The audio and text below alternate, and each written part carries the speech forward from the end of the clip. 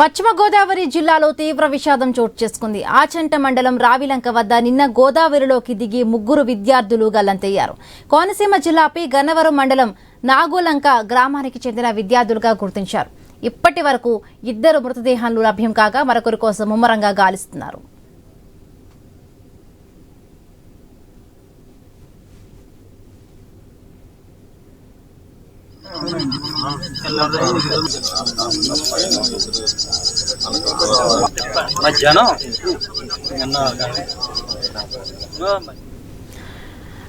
పశ్చిమ గోదావరి జిల్లాలో తీవ్ర విషాదం నెలకొంది. నిన్న స్నానానికి గోదావరిలో దిగి విద్యార్థులు గల్లంతయ్యారు. నేపథ్యంలో మరిన్ని అప్డేట్స్ మా కరెస్పాండెంట్ భార్గవ్ అందిస్తారు. భార్గవ్, అటు పశ్చిమ గోదావరి జిల్లాలో అలాగే కోనసీమ జిల్లాలో కూడా తీవ్ర విషాద ఛాయలు వరుసగా జరుగుతున్నాయి. అటు నిన్న కోనసీమ జిల్లాలో 8 మంది గల్లంతై మృత్యువాత పడిన ఘటన మరొక ముందే ఇదే జిల్లాకు చెందినటువంటి వారు పశ్చిమ గోదావరి జిల్లా ఆచంట మండలం రావిలంక గ్రామానికి వచ్చి గోదావరిలో స్నానానికి దిగి గల్లంతయ్యారు.